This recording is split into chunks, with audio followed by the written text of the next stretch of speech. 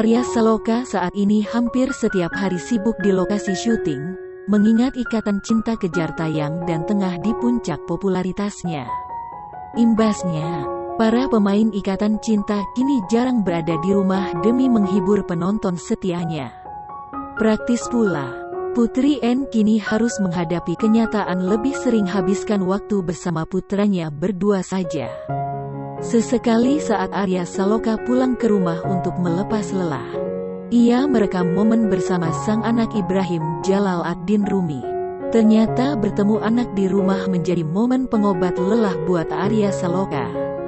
Pantas saja jika ia disebut sosok family man. Terekam dalam video ketika di rumah ia menghabiskan waktu bersama Ibrahim.